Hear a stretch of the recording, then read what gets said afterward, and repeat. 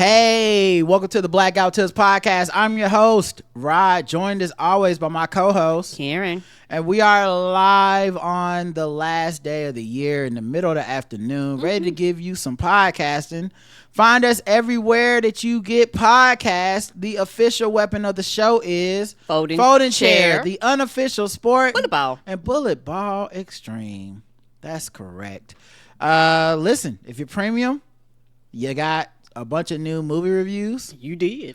In your feed, okay? You got Sonic the Hedgehog 2, which is a couple years late, but you got it. You got the six 888, which I did a solo review for. You got Carry On, or as I like to call it, Fly Hard, which I gave a review for. Fly Hard. So all that is in your feed. Make sure you guys check all that stuff out. Additional nerd off. Yep.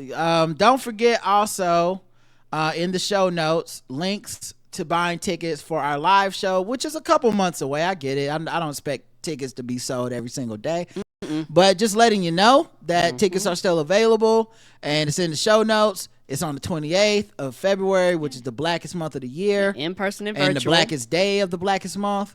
The only day that could be black is the 29th because it's CP time. So make sure you guys do that. Come out to the show. You can also get virtual tickets. It doesn't have to be in person. So if you're like, I'll probably just watch it and stream it. Don't wait till the last minute. Go ahead and get those tickets. It helps us with the budget and knowing how much money's coming in from it and all that stuff. I can't think of any other show note stuff. So I guess at this point I have to just ask Karen, do you have any banter? All right, I think I have some banter. Yeah, I think I got a little bit of banter, so let's see what we can do. Of course, it helps if I play the right one, right? Do you have any banter? Talk to me. Do you have any banter? Talk to me. Do you have any banter? Do you have any banter? I do. Talk to me. Banter. Talk to me. Do you have any banter? I do. Banter. I'm not a big New Year's guy in general, but I feel like, I'm happy to make it through another year. Yes, sir. I'm happy, I set some goals this year. I changed some things in my life this year, and I've been accomplishing them and been, focusing on those things. I did my last work training session with my trainer this morning for the year. And very proud of you. Thank you. And I stayed consistent through all of it. So, and I didn't really make these promises to myself at the beginning of last year. I just kind of had been thinking about these things and just one day was like, all right, I'm gonna go learn to lift weights, and I'm gonna get into some shape, and I'm gonna get out here and I'm gonna eat different and all this stuff. And I've been really seeing the benefits of it, and looking forward to going into next year and getting ready for this crowded gym experience for the next couple months. And I think it's gonna be good. But I've been enjoying the gym journey. The other thing I have to say is I thought about this a lot. Okay. And it always bothers me every time it comes up on the show. But people always write in and they say, how cold do you have it in this house?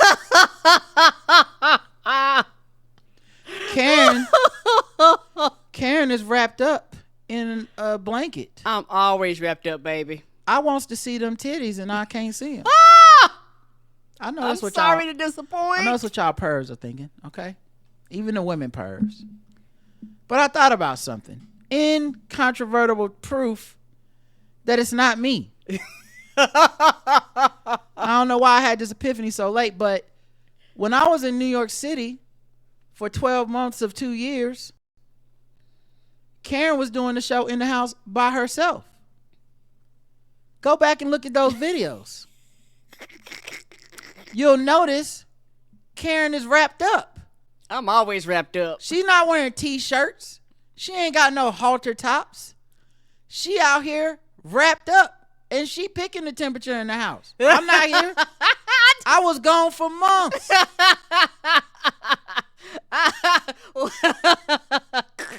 She liked that.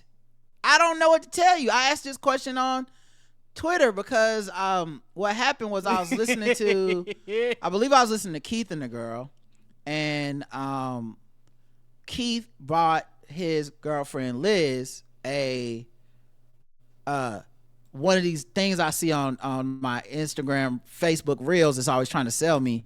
It's like a hoodie / blanket thing that like it's like a half a hoodie, half a blanket, and women wear the blanket thing. It wraps them up. It's like a snuggie and a shirt at the same sweater at the same time. Okay.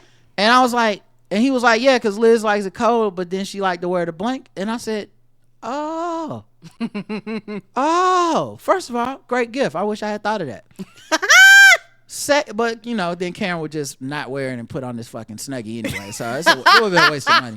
But the thing it made me think about was, wait a minute, some people just like this shit. Is it that unrelatable? And so I asked Twitter. So many people responded like, I keep my house cold, and I put on the blanket and the sweater, and I wrap myself up, and I like being swaddled. It's my thing. I like this. Mm-hmm. Cause you could easily just turn the temperature up if you want it. They just like it. So I rest my motherfucking case is the point. Don't ever write in about that bullshit again. Stop making it seem like I'm Ike Turner here being like, make it colder, make it freezing. And freeze me to death. He not like I'm just over by the AC, turning it down notch by notch to make my wife's life miserable because I'm such a fucking selfish piece of shit. Degree by degree every show. Yeah. This ain't like y'all office where the men have control of the thermostat and they got the women in there freezing and shit. She like putting on the blanket and doing this shit. It don't have nothing to do with me, actually. It be like this whether I was here or not. Agreed. So finally I have to stand up for myself, so she not standing up for me and being like, leave him alone. That's not true. I like it like this. I have to say it. Leave us alone. It get hot, I just throw it off and then cool down again. Another thing I realized too is I was listening to some music this morning and at the gym, and some Rick Ross came on. And in the Rick Ross, he's rapping about selling drugs as he's wont to do. That's his thing. And I say this all the time about Rick Ross, but when he's rapping, I believe every fucking thing that comes out of his mouth. Yes. That's it. He's rapping. It don't matter all the stuff that I know about him. It don't matter that he used to be a CO of prison and he not really the drug dealing. When he rapping, I'm like, yes, they fucking. He's driving that Maybach and he got the fucking drugs on him and he's going to see Poppy and he gonna kill some people. I believe it. Right. What I realized this morning was, after that on my playlist, because I was just hit a random playlist to like workout, and after that a Drake song came on, and I realized Drake now has the opposite problem of Rick Ross. Yes. I don't think I'm capable of believing anything that man has to say about himself on the track. Kendrick robbed me of that. I can know it. Don't matter what he say. Don't matter. I'll be like, yeah, right. Yes, sir. Me too. Mm-hmm. Yeah, you light skinned, but you still a dark nigga. Is you really though? I feel like you still a light nigga. You can't trick me. You're not believable anymore. Okay? You don't want to see him drop down to get that eagle on. You're not gonna do that. Just like I used to give these things to him as just, hey, carte blanche. You give it to all rappers. You're rapping. You're saying you're having sex with all the women. You're making all the money. You roll up on somebody and fuck them all up. It's crazy. I know Drake can't wait for this year to be over too. Oh, child, he been ready for this year to be over. And then my last banter. My last banter is, you know how people be like, when someone died, they be like, God must have needed a so and so in heaven. You know what I didn't see? What? Nobody said God must have needed a CEO to deny health care in heaven. When that dude died, nobody was like, you know what, God need. Is that what heaven is for United Healthcare CEOs? Is they go to heaven and in that heaven is people that need operations and they like, I don't know what to tell you, dog, but we ain't gonna be able to cover that. Claim denied. While they dance on you. Like in everybody else's heaven, it's like, I got to heaven and God made me whole. He fixed my missing limb or whatever the fuck. And it's like, not in my heaven, not on my watch. In my heaven, I'm like, hey man, I don't know about them gallstones. You might need to go ahead and keep them. You know what I'm saying? That's how I know you really need it. How many cracks was in that molar? Deny. You know, I can see you making that work. You know, chew until the molars break all the way. You know, do evil people heaven be like that? I don't know. Or I shouldn't even call that man evil. But you know what I'm saying? Like having a job like that, is that what you get to do in heaven? Because everybody else's heaven is, I'm probably gonna be podcasting in heaven, talking shit. You know, I'll probably be making jokes. But this man gonna be in there like, a lot of people not walking around in wheelchairs. I don't know. I don't know if I'm into this. Too many healthy people. Hey, why they got wings and flying? Maybe he go to hell, and then hell is his heaven. It's like, hey, can you cover the wounds from this eternal beating and burns? He's like, no, I can't. No, he can't. You don't have that coverage. The deduction is too high. You're gonna have to. The deductible is too high. I'm sorry. You gonna have to continue to get burned. There's no burn cream. It's not covered under your plan. I'm sorry. You know it's not. You should have paid more. I'm sorry, but Satan doesn't cover that. All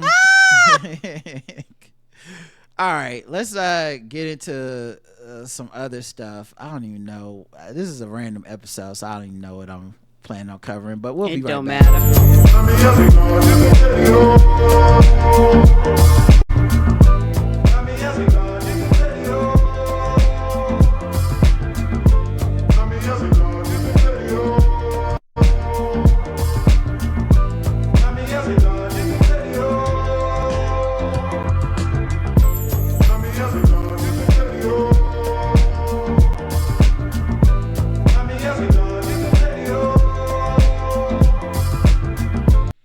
Jimmy Carter dead. In all fairness, he had been dying for a while. Yes, he been in hospice for months. Yeah, like we all been waiting on this call. You know what I'm saying? I guess he wanted to get out of here for Trump got in office. He was alive to vote for Kamala Harris. Yes, he was. But he was also alive for like slavery. You know what I mean? This man was 100 years old. 100 years old. That's one of the reasons why I be like, y'all do know if we have ancestors living up in age, you know, they do too, and they pass that shit down from generation to generation. So here's my slightly controversial hot take on all this stuff with Jimmy Carter. I low-key have been resentful of how people in this day and age be trying to hop on Jimmy Carter's dick. Now, I'm sorry, because I know he's a saint, and I know y'all don't want to hear that, okay? He dedicated his life to service after being out of office and all that stuff. I don't mind any of that. I actually think he a real cool dude or whatever. The thing is, we ain't learned shit from his presidency because y'all been on this man's dick for the better part of 50 years and been like, you know, Jimmy Carter, the best of us. He's such an amazing statesman. He got the Nobel Peace Prize. He tried to end poverty and homelessness, and he did so much for people. This nigga was a one-term president. He sure was. And he was a one-term president for pretty much the same reasons Biden is a one-term president. Besides the debate stumble, I just mean the fact that people were like, I don't care that the economy is technically doing good and it's a bad economy around the world and this is the best recovery. Right. They was like, hey man, eggs and gas cost too much. Get this peanut farming ass bitch the fuck up out of here. He can kick rocks. They had a Iran hostage a hostage situation. he tried to they had an operation that basically was a botched operation to try to save the hostages. It went on for 444 days. Liberal people, whatever people, held it against him that the hostage situation, which he had nothing to fucking do with, by the way, but that the hostage situation wasn't basically taken care of on his by him on his watch fast enough. They was like, he can get the fuck out, which reminds you kind of what Palestine and Israel, right? Where, you know, this belief system of like, well, all Biden got to do is tell them to stop. Like they don't give a fuck about what Biden talking about. Right. The worse it is for Biden, the more Netanyahu was gonna keep going. Yes. So I think I'm gonna always be mad about this election. That's just part of it, and yes, so I'm just working through that, and But every time I hear someone be on his dick and use him as an example of like what these other presidents don't get right, I'd be like, why was he a one-term president? Right. Why y'all never wanted him to run again? Y'all did not. How come y'all didn't try to reelect him? Trump was out of office 4 years. I was like, get this nigga back in here. It's great. What the fuck are we? Our side is so fucking bananas with this kind of shit. Yes. Because you know why they like him, Karen? Because he's out of power. They like a motherfucker that don't have power. It's always then like nothing's that. ever their fault. They're never responsible for anything. But when you're in power, everything's your fault. You're responsible for everything. You need to be more than perfect. Not just perfect. You need to be beyond perfect. Even things that we know the context for and we know there's no good choice in, we will still hold it against you because you happen to be the one at the wheel. On our side. On the other side, they don't give a fuck, and that's why they win. They be like, they don't give a fuck. They be like, we don't care that the economy went bad under Trump too. We don't care. Yeah, we'll vote him in again. We don't care about them policies. Don't care. My problem isn't Jimmy Carter. Obviously, he seems like an amazing person. My problem is y'all don't really respect people like him doing what they do when they do it. Right. You love a it's fucking always Pyrrhic hindsight. You love a Pyrrhic victory. You love a nostalgic, like, oh, they did the right thing, but they lost. You like losing. You like losers. You like being like, we lost, but we fought the good fight. Anyway, back to slavery. You know, like if we really had that gumption in us, and I have homies that tried to do this shit, and I know they didn't like talking to me about it. Cause I'm never holding my tongue, and I'm always I'm not gonna disrespect you, but ain't nobody walking no motherfucking jacks across me right now when it come to talk about politics. If you ain't spayed tight, keep that shit over there, cause I'm cutting everything. And I was like one of the homies was talking about Biden and Kamala Harris and how much he wasn't enthused voting for them and all this shit. And this nigga said the magic words of like, I'm just saying, like, look at Jimmy Carter. I said, you mean the one-term loser president that got beat in a fucking landslide? Everybody's best friend now that he's away from power and can't do shit? Right. Now that he's nothing but charity? Well, that's not a fucking president. That's not what a president does. And whenever a president does do that, guess what happens to the economy? It goes down because you helping a bunch of people with all this money, and fucking corporations and all these people don't like it. Conservatives don't like it. Motherfuckers, and you know who else don't like it? Your average person that got even a little bit of change don't like it. They don't like when them taxes go up on their ass. They don't like when the motherfucking ass costs a little bit more. They don't like when the government subsidizes something, but it also ends up making something else cost more in a different area. They don't like none of that shit. They're full of shit. They're selfish as hell. And Jimmy Carter has been the ultimate fucking woulda, coulda, shoulda ass lie that we've been telling ourselves. Like, Jimmy Carter's not what America is. Jimmy Carter's not even what America is capable of being. Right. Jimmy Carter is what we can stomach for about 6 months before we're like, get the fuck out of office. Are you insane?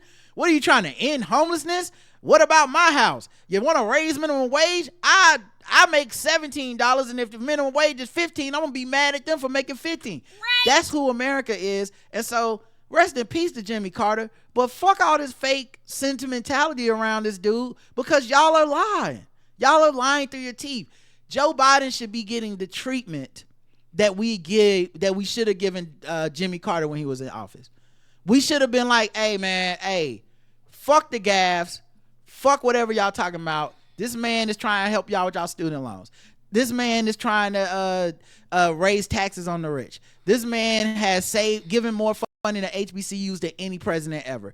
This man had black unemployment drop to the lowest levels of all time.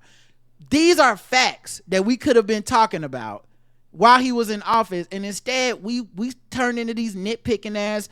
Why can't he solve the unsolvable? Why can't he do the undoable? How fuck that our economy is doing better than all the other major economies in the world. Right. It's not doing as good as we would like to. He ain't write his name on no Trump checks. That's what the fuck we have in America. So not fuck Jimmy Carter, but fuck the worship of Jimmy Carter that people have to try to make themselves seem like they're morally better than they are.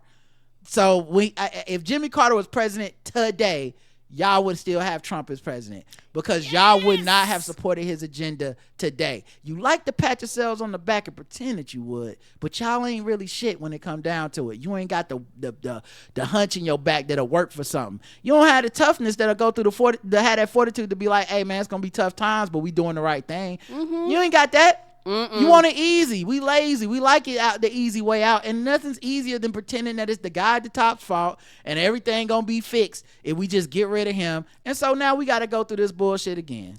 Right, because at the end of the day, the American populace does not want to be accountable for the shit that they do. Because at the end of the day, you know whose fault it is? It is the populace. Because we the motherfuckers that vote, like the people that had the ability to vote and that voted, we're the ones that make the difference. It's easier for us to half-ass, complain, point fingers, blame everybody else than to get off our asses and be like, these are the things that we demand as a populace and be serious about it. The only thing that's going to hurt Joe Biden compared to Jimmy Carter is that Joe Biden is old, so his out of office tenure will not be as long and he wasn't as young. And so whatever he does out of office, which I wouldn't blame him if he just went back to Delaware and said, man, kiss my ass, which, you know, I would. But whatever he does out of office, he will be able, like, it won't be like, we won't have 40 years to retrofit our this positivity around him and pretend that we didn't essentially, you know, get this man the fuck out of here. So I don't know that, like, I think time will be kind to Biden in that 30, 40 years from now, people will be like, he was a great president. Y'all were tripping. Yes. But as of right now, I just think the immediacy of it, if he's not here in 10 years or whatever, people will be like, yeah, well, you know, he sucked anyway. You know, and the reason I bring it up too is because I remember one of the homies was going in on like how I'm not really I don't really tolerate too much, not too much on Barack Obama. And it's not for the simplistic, I'm black and I want a Barack Obama reparations check. I'm smart. I'm smarter than a lot of the people that make critiques of him.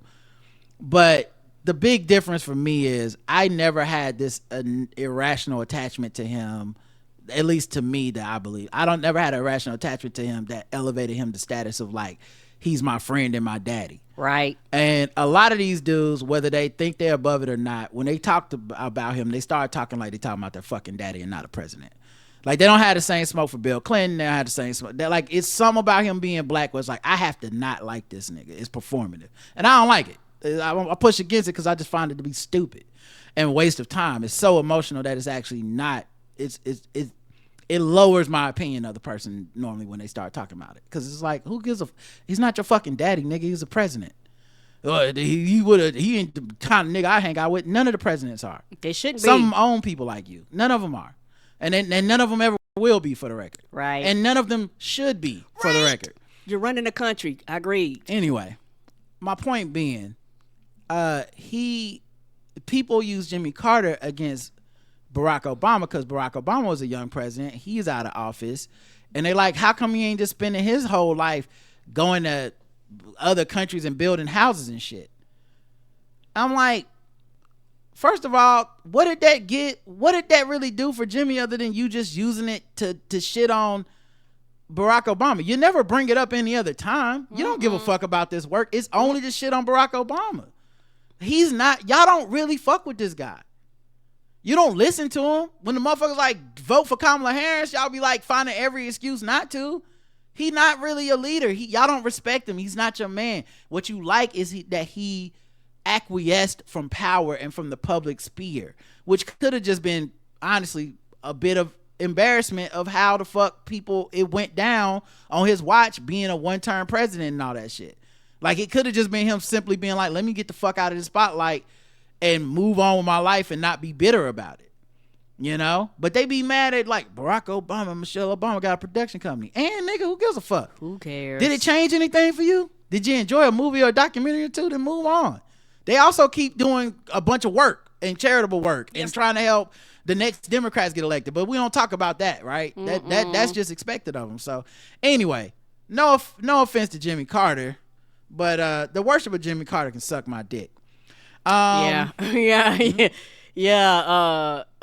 It's one of those things where I 100% agree with you, and it's always one of those things where, in hindsight, you know, people will have good things to say about Biden. Even a lot of people that's shitting on him right now. When that man dies, y'all ain't gonna do nothing but sing his praises, and y'all gonna be like, America fucked up. But right now, y'all act like, not trying to be funny, people like me, y'all gaslighted the fuck out of us. Y'all act like we were crazy, we were lunatics, we didn't know what the fuck we was talking about when it came to Biden. When we was like, I don't give a fuck about none of that shit, I'm against Trump. Don't care. It was every excuse in the book, in anything you could think of for an excuse for it not to be Joe. And like you say, if I was Biden, I would just leave and spend time with my family and tell y'all to kiss my ass. That's just me. If I was Barack Obama, I would have did the same thing, but that's just me, you know, because the thing is, particularly, most people aren't grateful for people that are actually doing the work. You don't want to do the work. You don't want the slings and the arrows. You actually don't want the job, but you have all types of opinions about people that are actually doing the job and doing the work. Yeah, I just resent the idea that, like, me making a sober-minded, fact-based case for, like, why I think these presidents did a good job and why I don't think we should be electing people like Donald Trump turns into this weird-ass, like, hip-hop conversation of, like, you be on his dick or something like that. Well, I'm like, did I say anything not factual? I'm sorry. Like, everything you say pales in comparison to what the fucking other side does. And facts matter. And those are the two choices. And I'm sorry, but you being like corporate interest was this, that, and the other. Nigga, Elon Musk bought a president and then bought an election. Yes, he did. I don't really have anything to say. We're not these people that you think we are. We're not capable of this shit. And stop believing in those people, and maybe we can move on. Right. Anyway, in other news, because other stuff happened. This is kind of sports related, but kind of not. Club 520 is a podcast by I believe it's what's his first name? Jeff Teague, who's a former basketball player, DJ Wells and Bishop B. Hen. And they have been making like some pretty positive rounds around the internet because Jeff Teague is one of the funniest storytellers in just NBA podcasting period. And it was like a lot of positive vibes around them, clips being shared, and it's like, here's a funny story about me having to defend Steph Curry and having to check LeBron and this thing.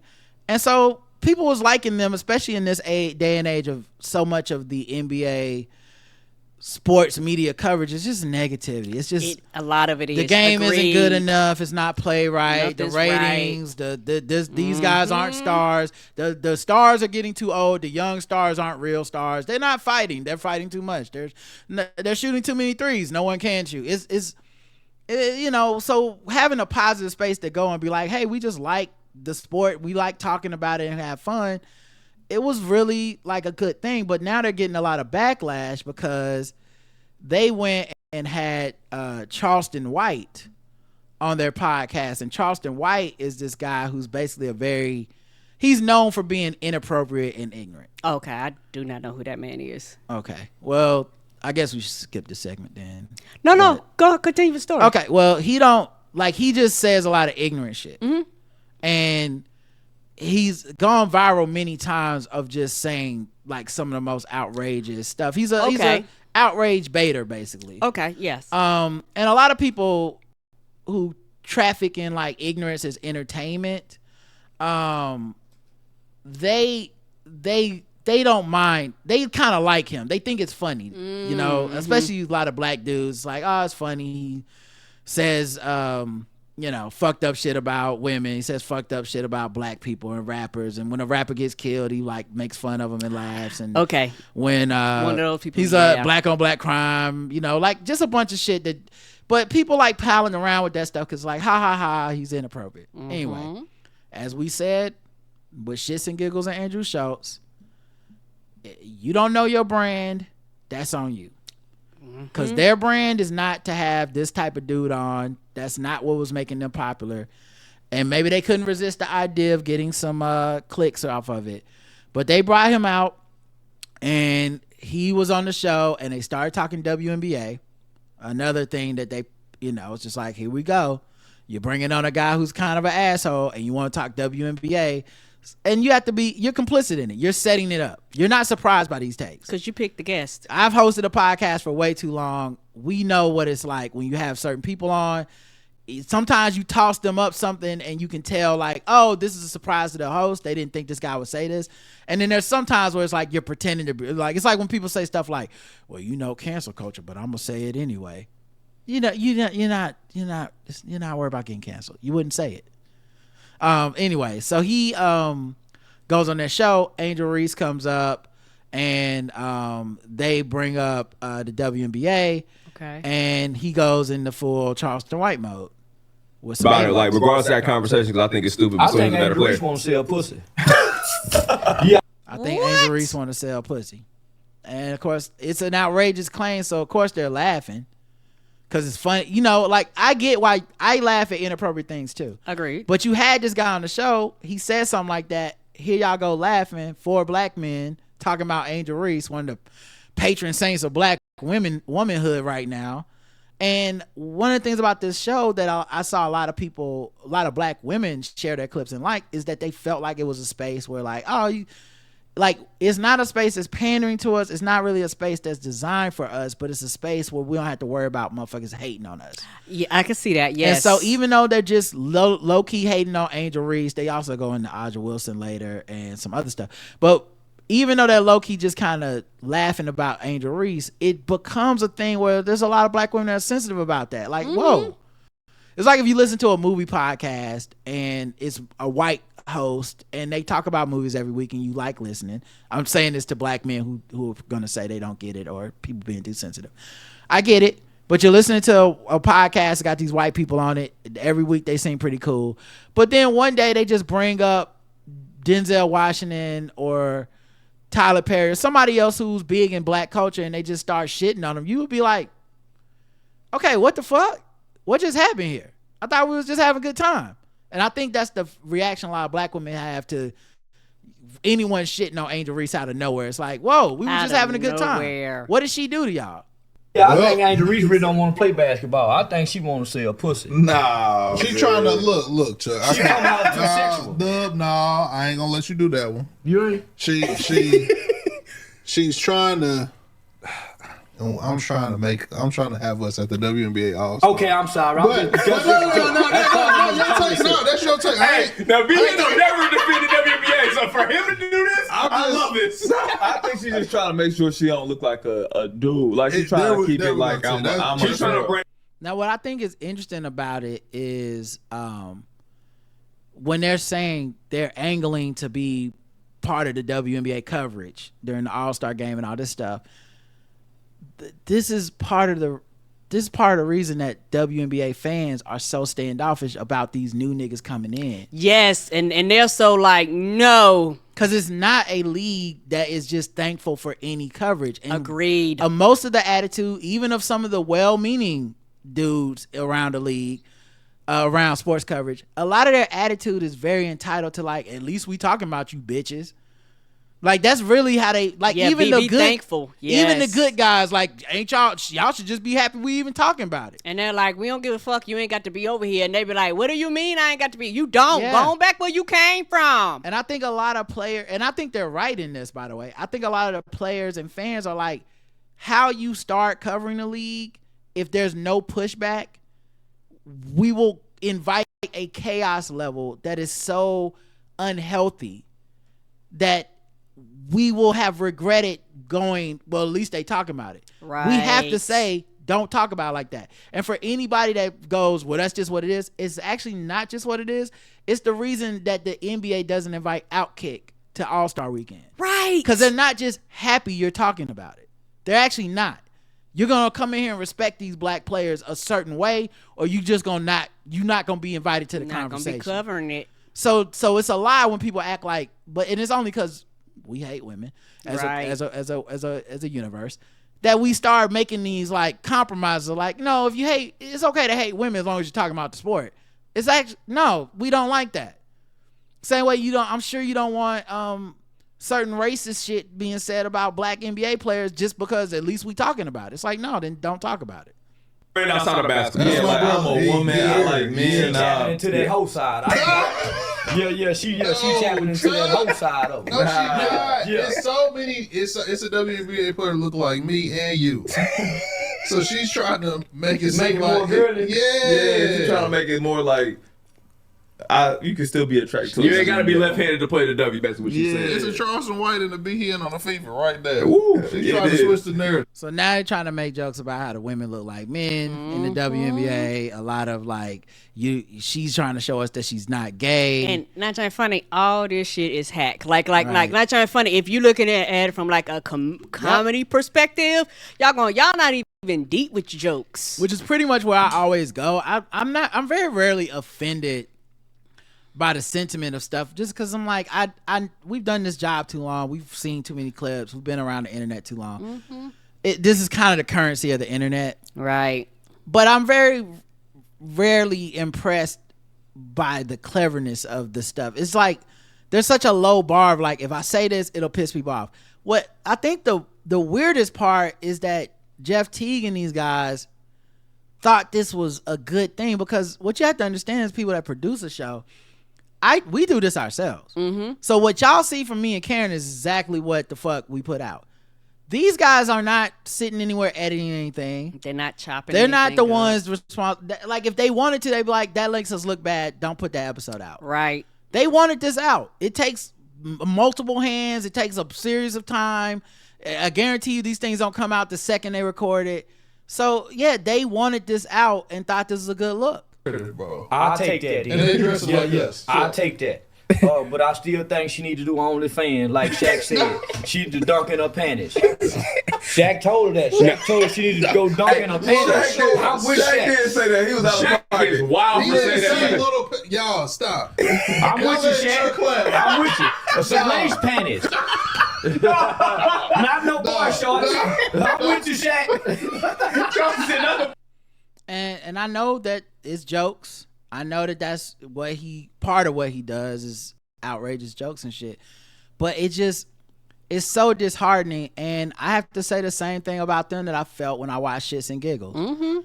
They look like a bunch of fucking cucks, because mostly you can tell that they know this is wrong. You can tell that they know they should push back. Right. They keep hemming and hawing.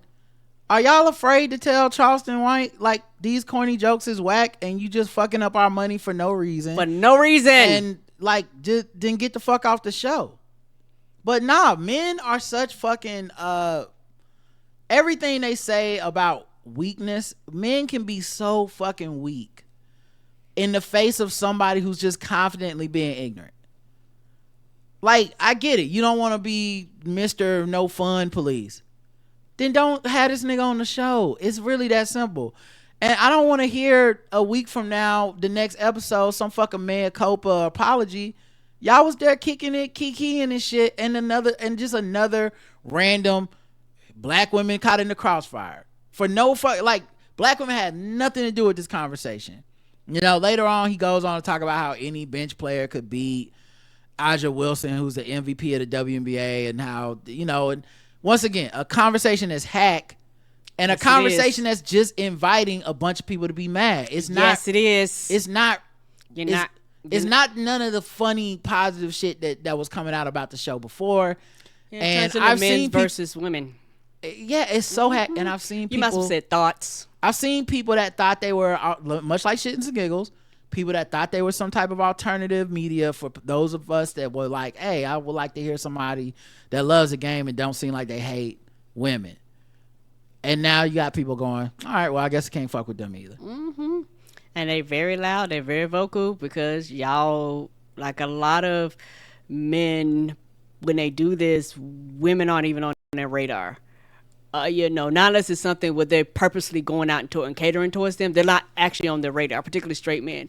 Yep. So some of them are very surprised when they find out, oh, it's women over here and they got opinions and they don't actually agree with everything we say. I literally can't, for the life of me, don't know what they were thinking. It's because it's that stupid. Mm-hmm. Like, I can't, like, normally, you know, it's easy for me to put like a logic. I'm pretty understanding and empathetic. I don't, other than them literally saying, let's burn our brand to the ground for the limited amount of engagement we're going to get off the Charleston White shit, which won't really be repetitive engagement.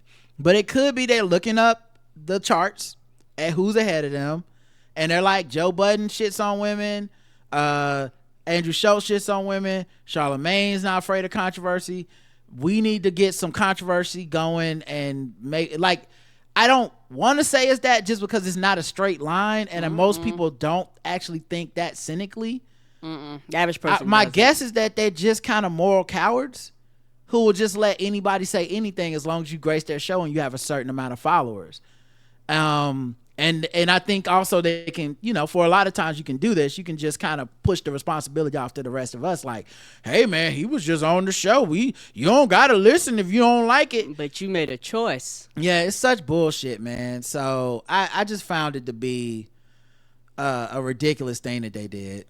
Yeah, you made a choice, and you know their response will literally let their audience know where they stand. Yeah, because their response will be like, oh shit, our bad, or their response is gonna be like, we either not addressing it at all or we gonna double down. Honestly, Karen, at this point I feel like this already let you know where they stand. Yes sir. Like, I don't think the apology lets you know shit.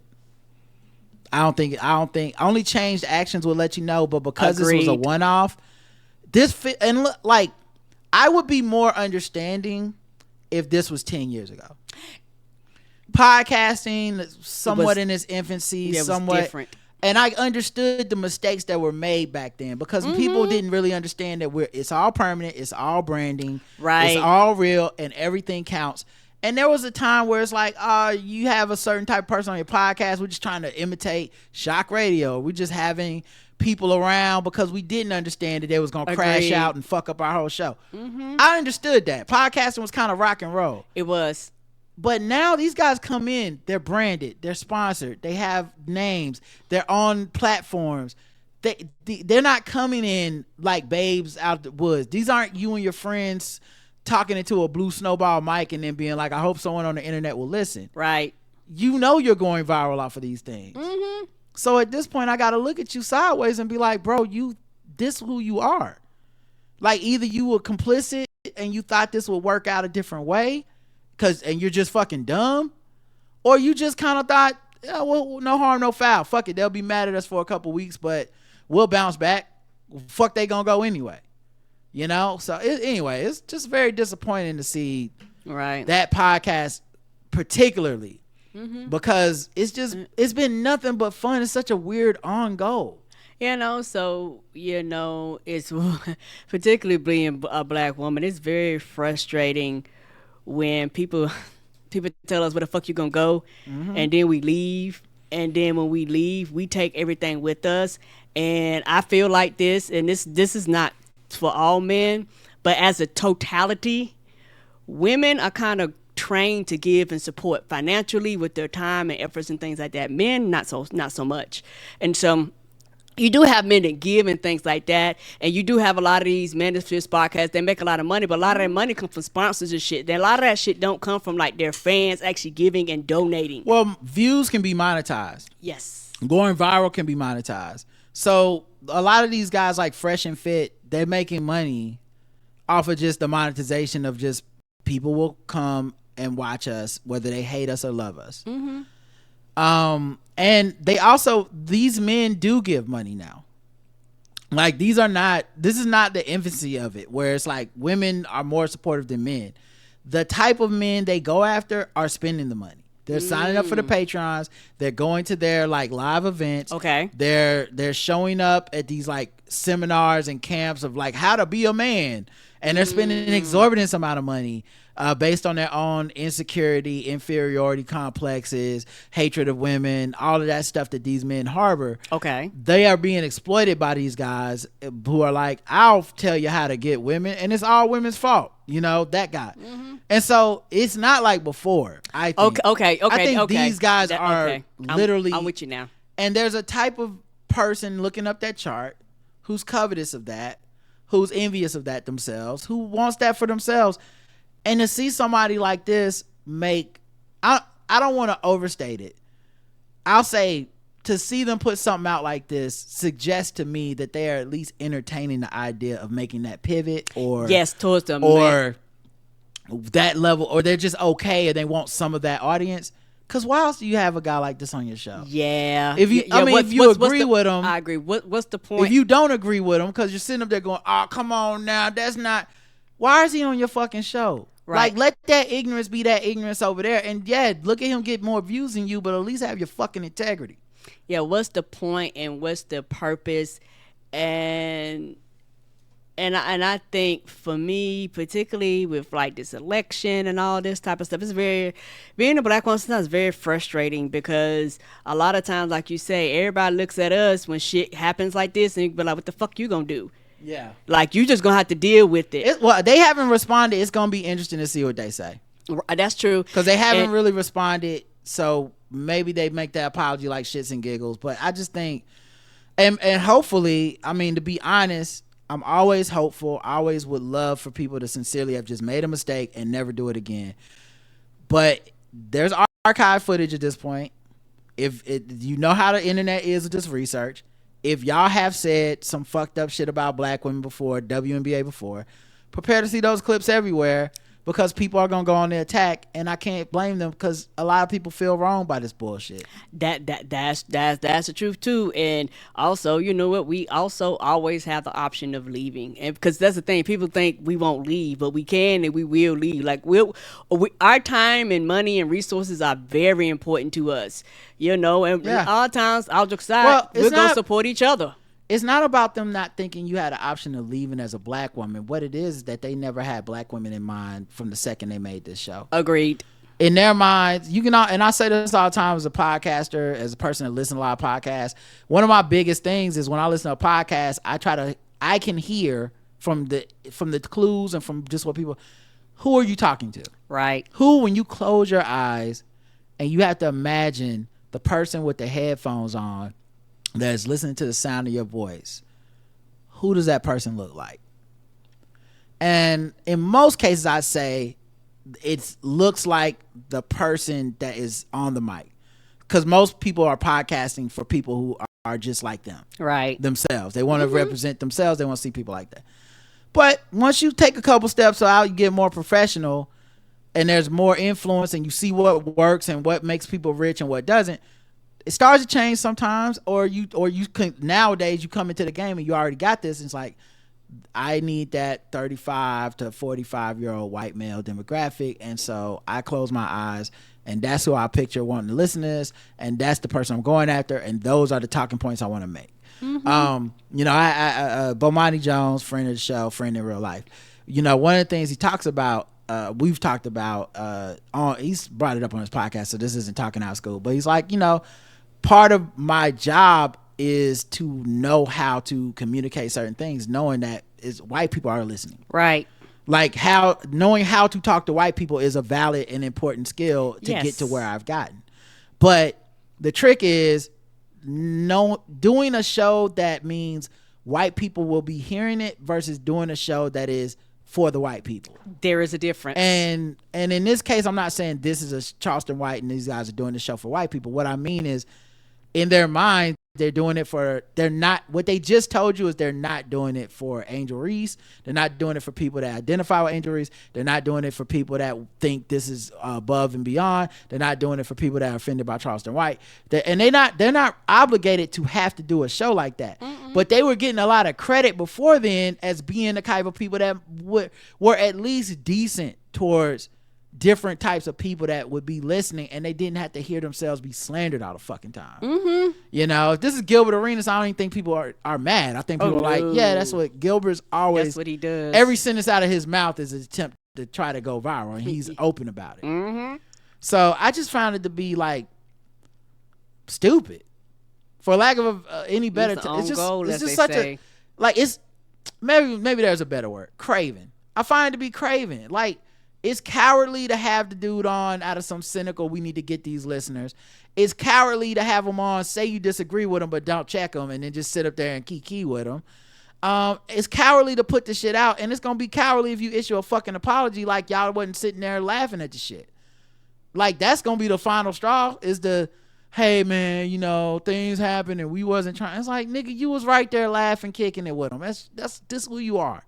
You at least cool with it, and you wanted those views, so it is what it is. All right, let's get to some other news. All right, what else is happening? I just thought this article was cool. It's from Vulture. Okay. 10 podcast moments that define podcasting in 2024. Okay. I'm like, podcasting has gotten this big, and it is affecting our society, and there are some super big moments. So I'll go through them fast. Doozy creates an AI George Carlin. There was a podcaster that made a artificial intelligence version of George Carlin.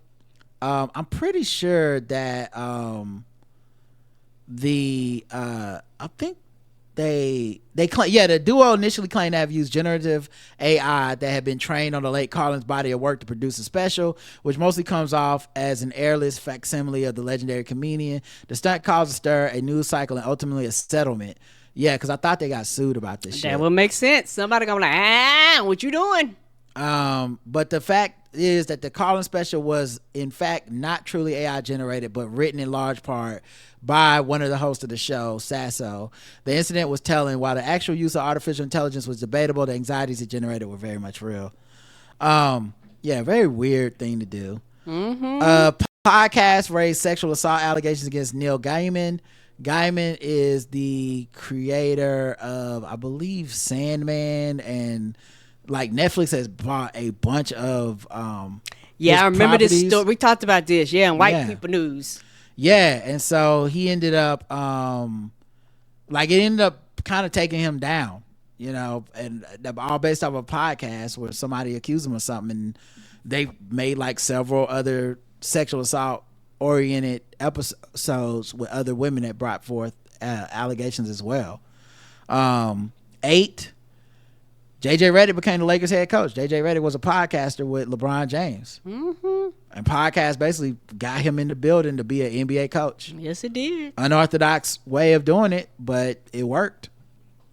Of course, the Talk Tour podcast, the girl that did the Hawk Tour girl, Haley Welch. I didn't even know she had a podcast. I know she had like an agent and all that stuff, but yeah, wow. She had a podcast and also got into some like straight up, like she in some weird white people news trouble where she had a meme coin and they're saying she like fucked the money up and left with the money, or like pulled out and made $50 million, and now people are angry and suing her and feeling like they got scammed, which I don't know enough about crypto to be heavily into it, but you know, that I can't imagine she did that and was like, oops.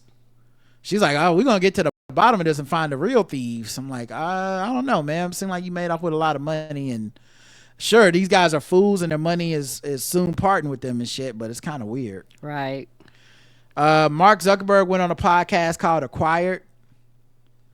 So as a dude that doesn't really do a lot of media, going on a podcast is pretty big, you know, pretty big deal. It was a sold out live taping in the Golden State Warriors arena. He rarely talks to people like in a public format like that.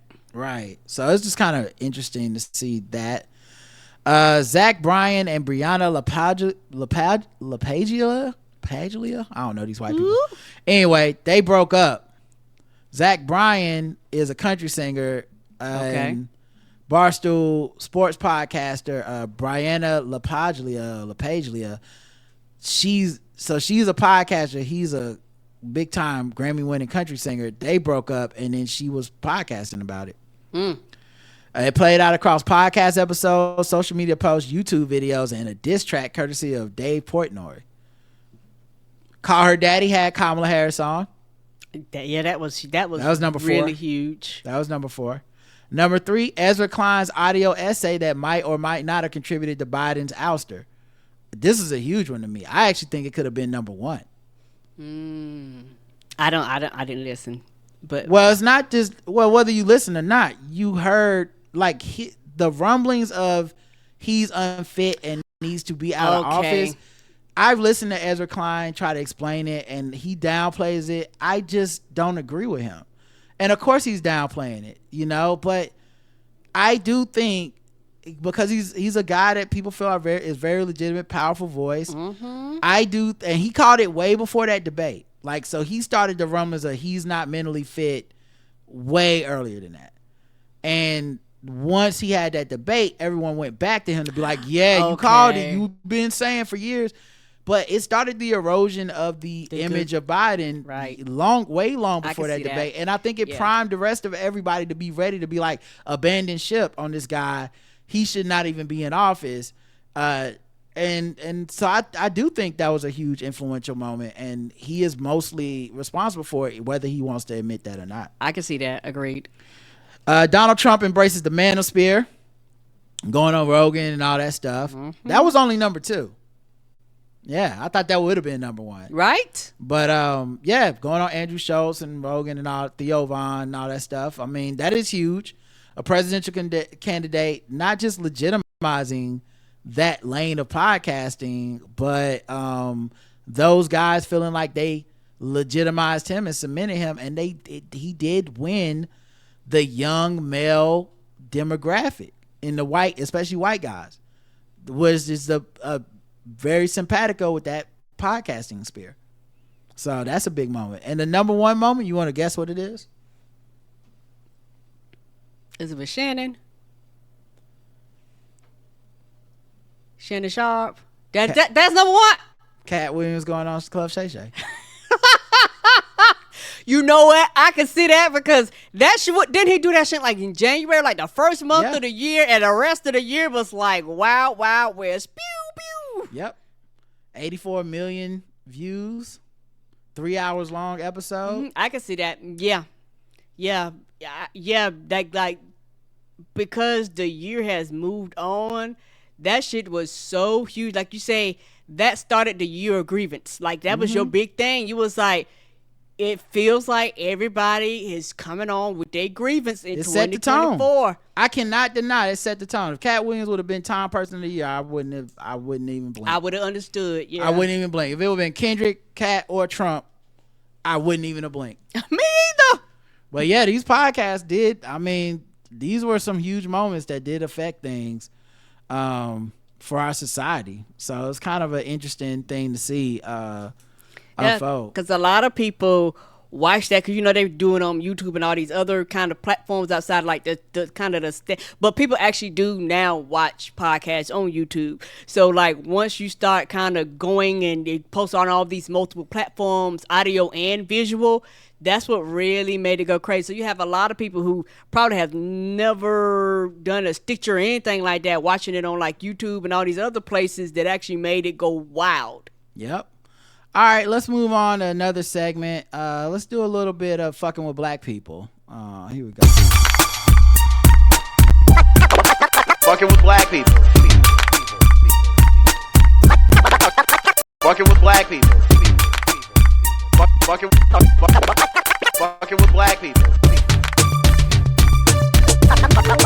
Fucking with black people. All right, fucking with black people, guys. Mississippi Valley State University banned HBCU to perform at Trump's inauguration. Sparks outrage. Yes. I will be upset too. The Mean Green Marching Machine will participate in the 60th presidential inauguration parade for Trump, who will begin his second term January 20th, 2025. In a social media announcement, the university celebrated this opportunity as a once-in-a-lifetime experience for its students. Dr. Jarrell Briggs, president of Mississippi Valley State, expressed pride, saying this is not just a moment of pride for our university, but for the entire state of Mississippi. He highlighted the performance as a chance to showcase the band's cultural legacy and inspire future community leaders.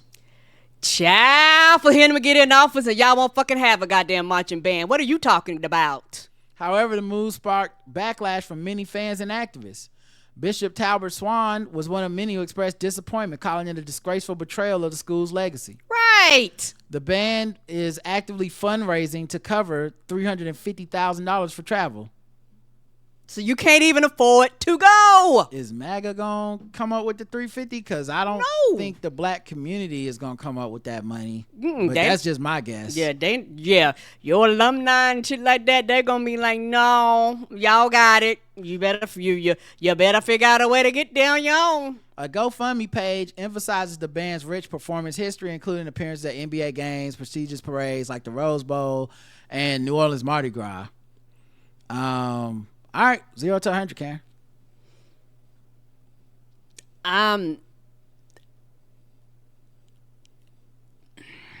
Yeah, this one gets a Jacaris, just for the simple fact that a few years ago we had to talk about how disheartening it was for the presidents of the HBCUs to have to go up there and literally beg Donald Trump not to fucking cut their fucking fines.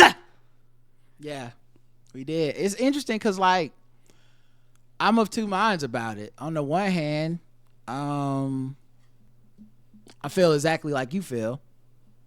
And on the other hand, I'm like, this is America. America made their choice. This is the new reality for HBCUs. It's the new reality for a lot of black people that deal with the government. They handed the government over to these people. Now, you can try to stand strong, and maybe they cut your funding and you don't have an HBCU anymore and it's over, because I think that's a legitimate thing that they're going to try to do. Mm-hmm. And maybe you go up there and you kiss the ring and somehow your funding gets through and nobody else is dead. I don't know.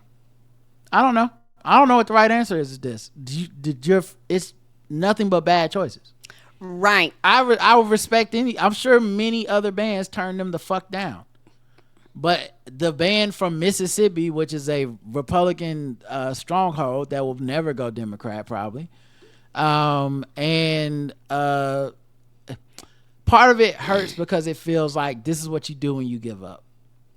Like, I'm not even feeling like this is because we love Trump. It's just what the fuck we supposed to do, y'all? This is all we got. We gonna go participate and kiss the ring and see if it helps our fate compared to the fate of many other HBCUs that are going to be in the crosshairs of this man and this administration. So I don't know. I don't like it. It makes me mad. It's a Dracarys for me because I think we should try to stand strong, but I'm not dumb enough or angry enough to then push it towards like, and these people are all sellouts or whatever. I can see a reason that if you're in charge of these students in this HBCU, that you might accept this invite and not even like, it's not even about Trump, but it's just everything's about Trump at this point. Agreed, and it's disheartening. It's very disheartening, and it's very, particularly as somebody who went to HBCU, it breaks my heart that they feel like they have to do this. You know what I'm saying? Because I do agree. I do think that somebody was like, well, shit, we got to do this. Like, but the thing is, y'all don't even have the money to actually go on the goddamn trip. Yeah. So what's the point in being invited when you turn around and you probably can't make the trip? Yeah, it says right now they made $62,000 in the GoFundMe, and the current goal is $70,000. And more than 1,300 individual donations have been made to help the goal. I'm guessing that a lot of these people are not people that even support HBCUs, but they'll do anything to get a black face around Trump to make to give cover for what he stands for. Yeah, so I wouldn't be surprised if it's MAGA people raising money. Yes, somebody got the word out. They was like, "Ooh, HBCU." They was like, "We got to be sure that they go, because if they don't go, we don't want to be called racist." Yeah, I won't be watching. Me either. Could give 0 fucks. The next one, you black motherfuckers. Racist landlord headed to prison for stealing the identities of black tenants to obtain COVID relief benefits and then evicting them. A 59-year-old Virginia man was sentenced to nearly 2 decades in prison for harassing black tenants with racial slurs and stealing their identities to obtain COVID relief funds.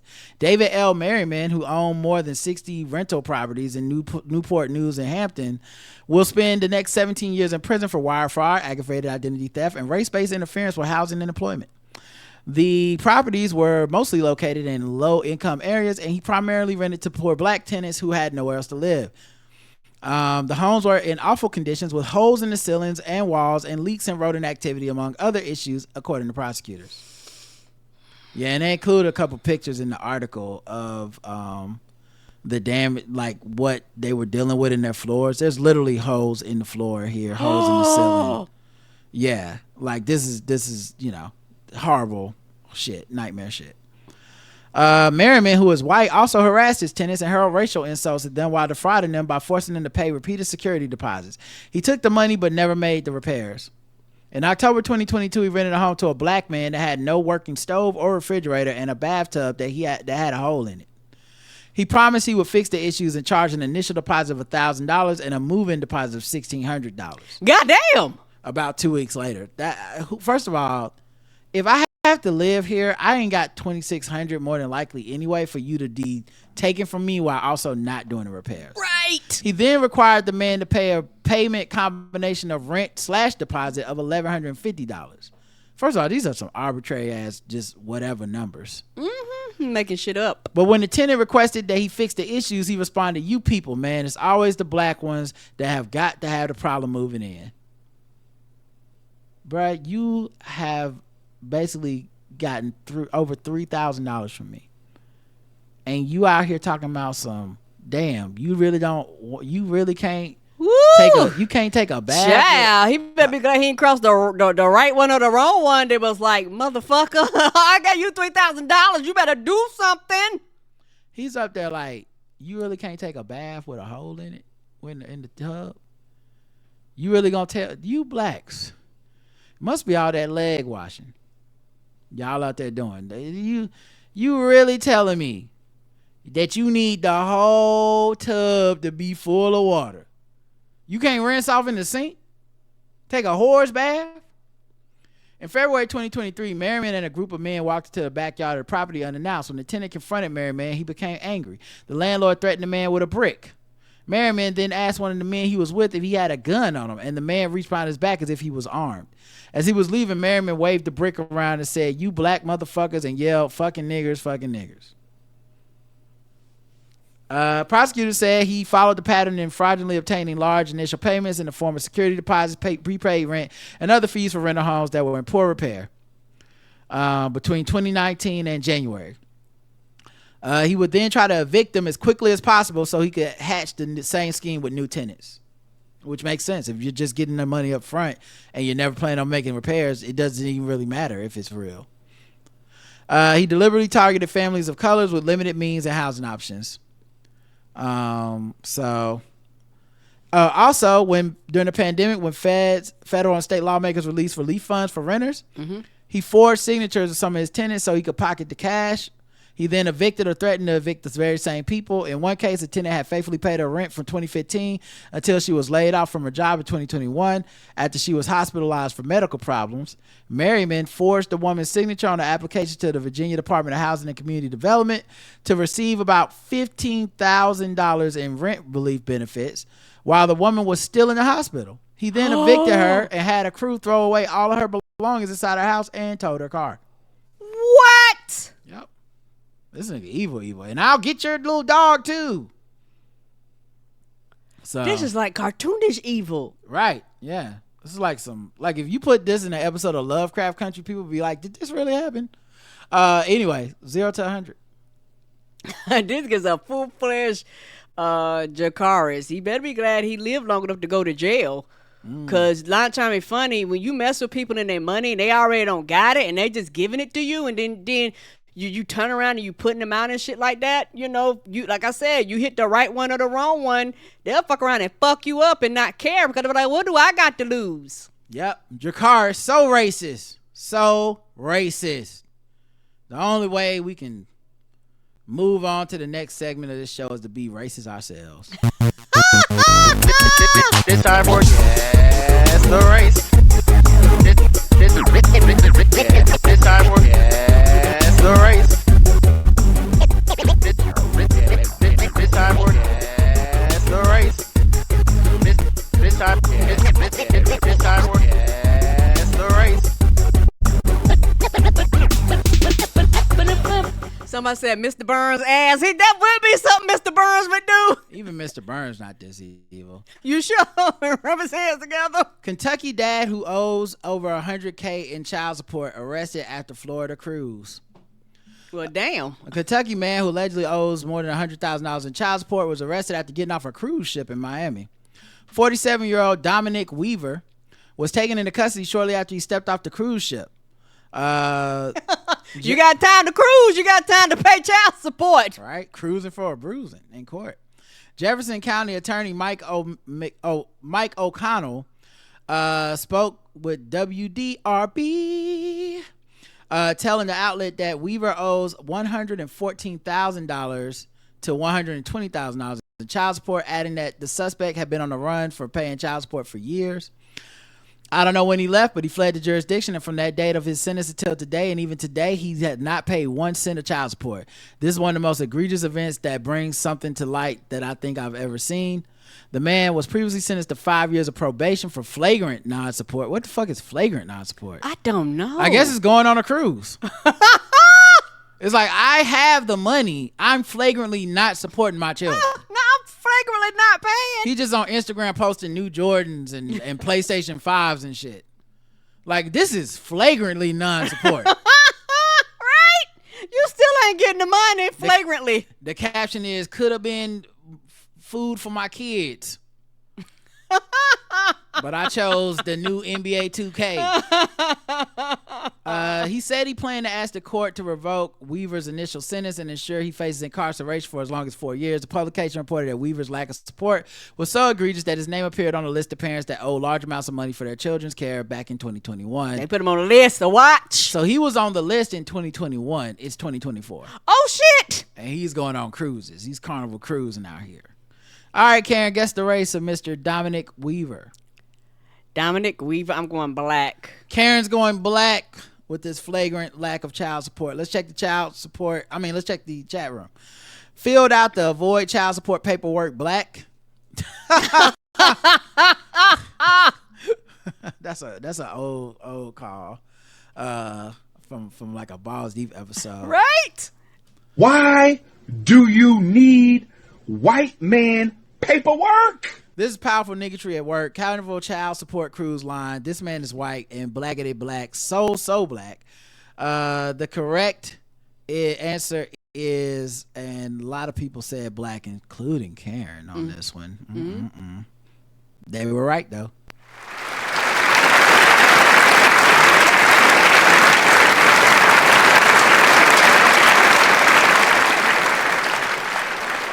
One person trying to be a good person said white. But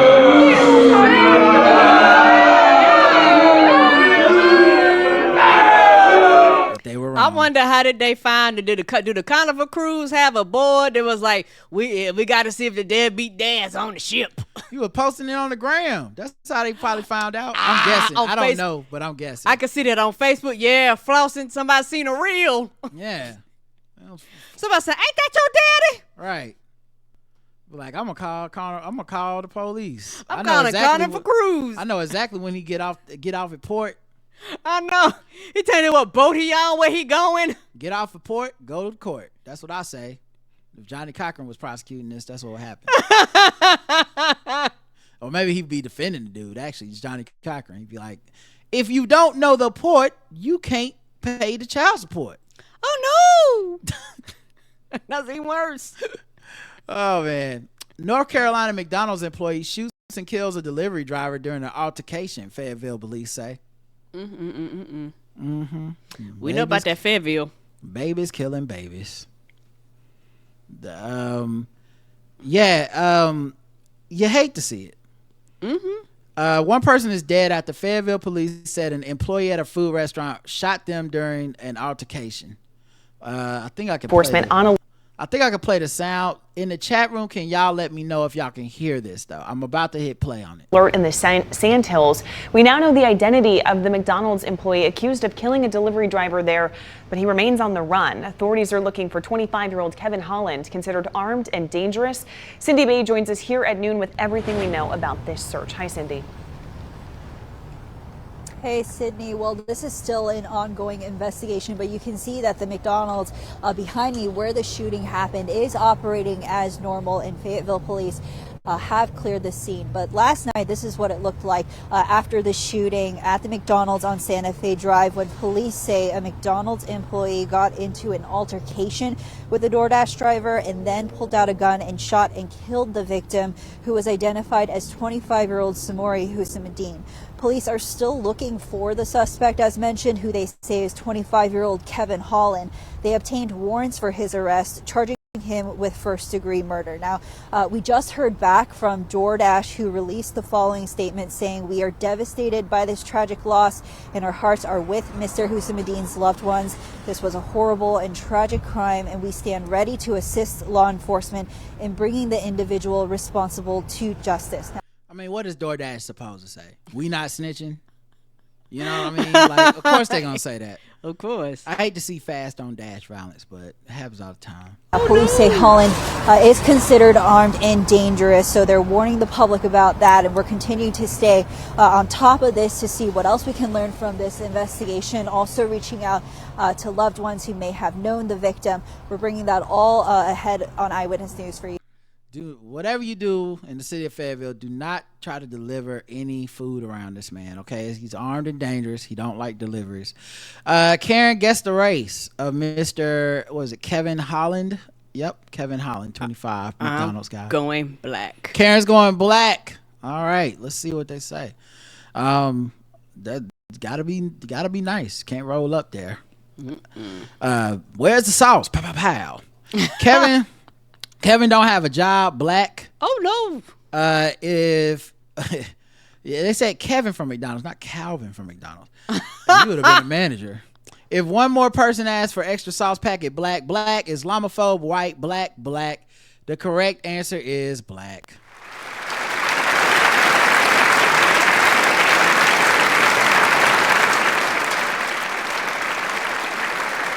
And whoever said Islamophobe, white.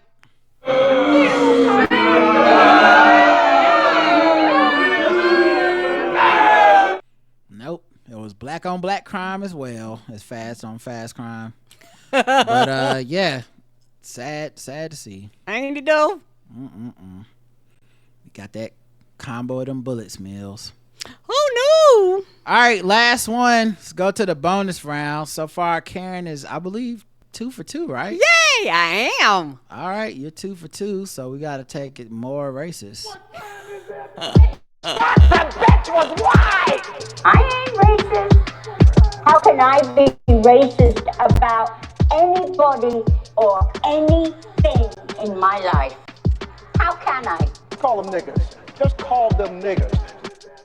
It's time to get gold feet, gold chain wearing, fried chicken and biscuit eating, monkey ate baboon, big thigh, fast running, high jumping, spear chucking, 360-degree basketball.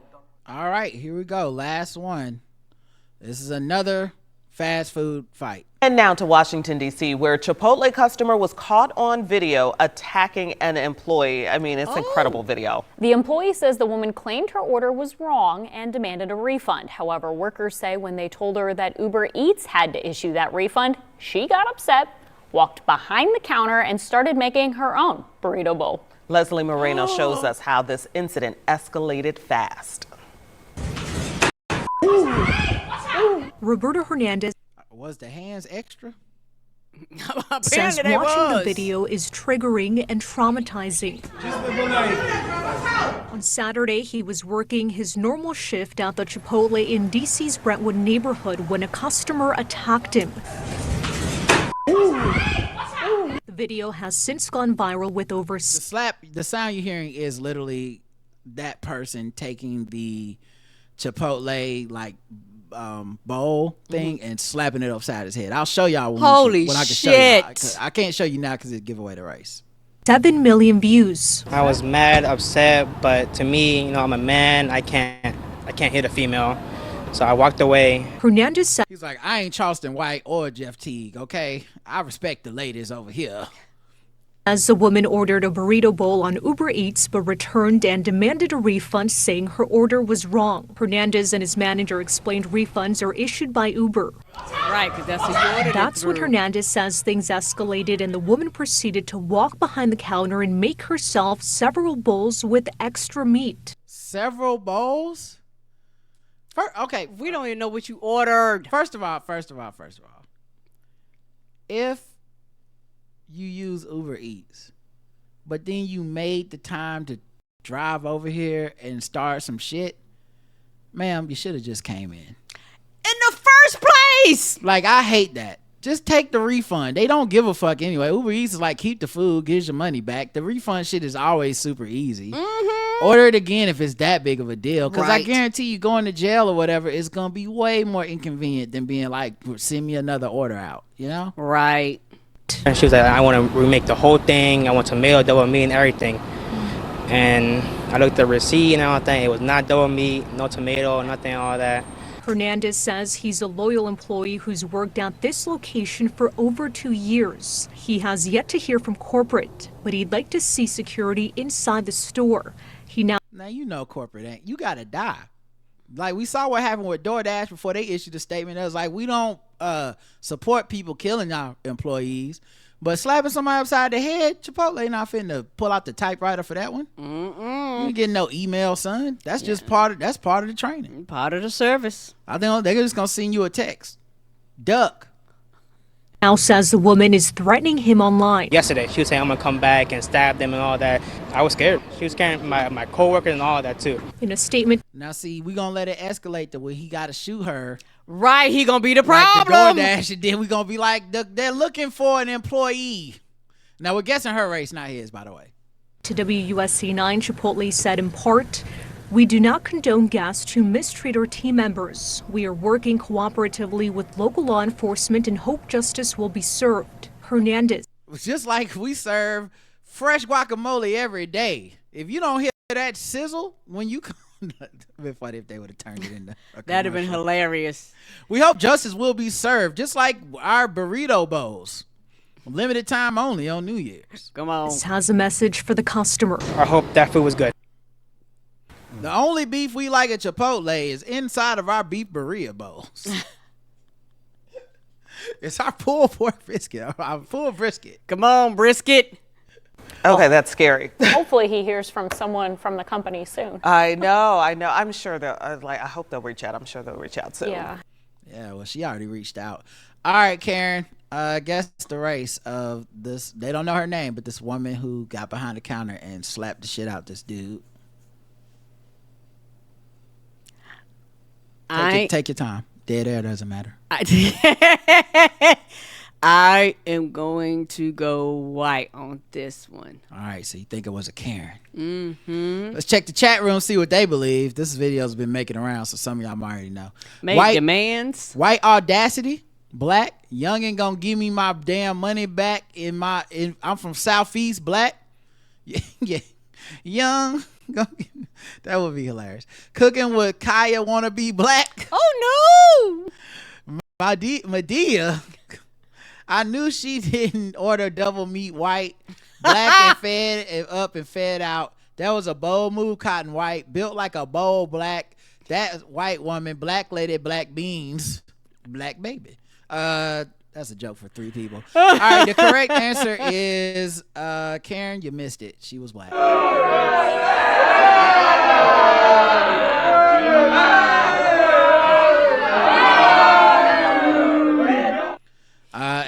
Many hold on. Go ahead. You're a professional. We've done this many times. I gotta play the claps. Many people got it right. Go ahead.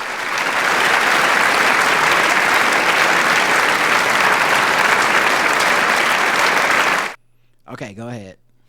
Yeah, I was like, you had the audacity to come up this time. And the dude was like, I looked at the receipt. You ordered none of this, ma'am. Well, now that I done had to get out my house, I do want the guac, and it better not be extra. I'm gonna need some queso blanco. Okay, it's got to happen. I need double meat, or you catching double hands. I mean, it makes sense, Karen. Yeah, I agree. I agree with you. If you had the time to do all this, you might as well have came up here in the first place. Mm-hmm. It's not gonna be brown rice. It's gonna be black and blue-eyed peas. Just get her food, please. Shout out to whoever is recording it, because honestly, I know it's gonna sound fucked up, y'all, but honest to God, they right. Just let her make that shit and get the fuck up out of there. I understand the principle of it. I understand, and I'm sorry this man got slapped upside the head. But sir, if your last name ain't Chipotle, they can have everything in the motherfucking store. Yes, they can. I'm not fitting to do this. Finna get fucked up for nothing. No, thank you. The most I got for you, I'll call the cops.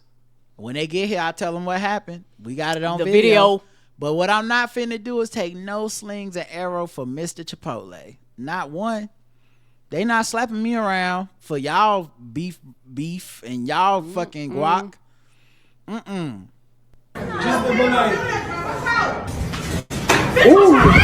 that's when he got slapped upside the head. Did you see it? He's trying to stop her. Yeah, because he got a little too. Everybody else was just like, we just gonna let you have it, ma'am. Yeah, literally, everybody else was like, it ain't worth.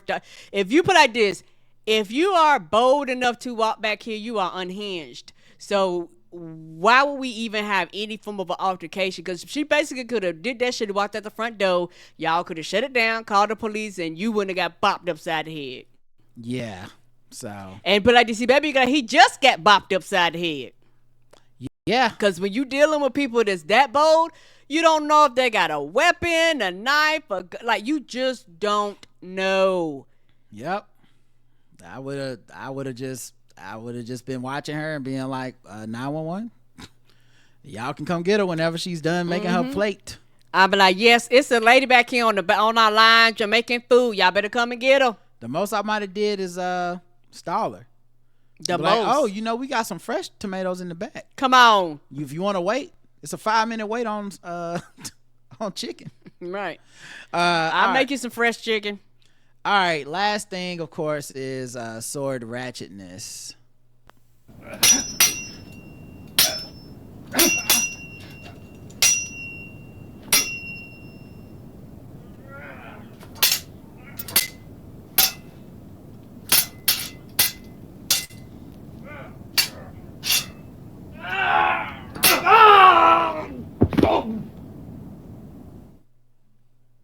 Here we go. NBC 5 News at 5 starts now. The man charged with stabbing a Medford man with a sword last week appearing in court today. Thanks for choosing NBC 5 News at 5. I'm Craig Smullen. 24-year-old Marzell Culver is facing multiple charges in the attack, including attempted murder, first-degree assault, first-degree burglary, and first-degree attempted assault. That's our top story tonight at 5. They got all the Around assaults. 6 p.m. Thursday, police responded to the 1000 block of Beatty Street near the Rogue Valley Mall for a reported stabbing. That's where first responders found a man bleeding profusely from deep cuts on his head, neck, and arms. Police say Culver admitted to stabbing the man with the sword with the intent to kill because he'd been banned from the home a few days earlier. Well, that's not. I don't know why you told the police that, but I'm just gonna be honest. That's not gonna help your case. When they're like, "Hey, you're under arrest. You tried to kill somebody with a sword," and you went, "Yeah," because they wouldn't let me in the house. They banned me, and I'm gonna go. They probably banned you because you the type of motherfucker that kill somebody with a sword. Hello. Sound like they were in the right. You're not in the right here in any way. I think they was in the right too. So just because a motherfucker might stab somebody with a sword, they can't come in the house no more? Wow, it's strict around here. Most serious is a Class A felony that exposes you to a maximum penalty of up to 20 years prison, fine of $375,000. Would I do my time here or would it be prison? It's a prison sentence.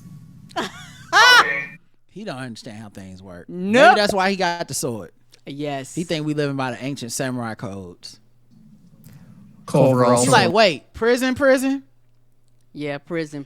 Ma'am, I think this is a weird misunderstanding. I think you meant jail, No. and that I can get out if I pay $200 Prison. or if I roll snake eyes. That's not how this works. Okay. All right. Well, what about the money on the community chest? No, this is not Monopoly.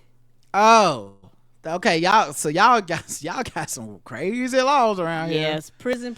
I believe by the Bushido code that I won the fight fair and square, which makes me the new Lord Hokage. I'm sorry of the Leaf Village. I'm sorry to disappoint you. Yes, officer. Yeah, they're gonna handcuff you, and you're gonna sit in jail for a few days so they can transport you to the prison. So just prison. Prison. What about my Hondo, my Ninja Way? Nope, don't. No? I don't care nothing. I'm sorry to disappoint you. I don't care anything about that. Okay, all right. So I don't have to go through the Gen Cherokee trials or nothing. No, okay, you all right. don't. Just straight to jail. I think that those. Do they got swords in this prison? Those have been canceled for the day. Okay. There's no more of those for the day. Is this some type? Where are the cameras? Is Ashton Kutcher in here? Is this some type of we joke? do have cameras, but that is not a joke, and you're being recorded because we need this for record's sake. Okay, all right. If y'all say so. Allegedly went after the roommate as well, who said she witnessed the whole thing. She was able to escape to another room. Culver was arrested within minutes of the crime on Riverside Avenue. He pleaded not guilty today in Jackson County Circuit Court and is being held without bail. Police say the victim is now in stable condition. I don't think this not guilty I don't think it's gonna do what he think it's gonna do. Me either. When the first sentence in the article is like, you told the police I did it because they will ban me from the apartment, I feel like your not guilty plea don't hold the weight that it don't hold. And you know they read him the Miranda rights. Yes, they did. Yeah. You got the right to remain silent. He say silent I will not be. Right. He was like, yeah. He's like, nah, they got to hear this. Wait till you hear my side of the story. I got to tell you my side. All right, y'all. That's it. Thanks for listening. We appreciate y'all. And until next time, I love you. I love you too. Mwah. Mwah. See you next year. Y'all never heard that joke before. Because it's the last day of the year. So next time y'all listen to podcast, it's going to be a next. But really, it's only going to be like probably a day or two. Or Won't be food again. All right. Bye, everybody.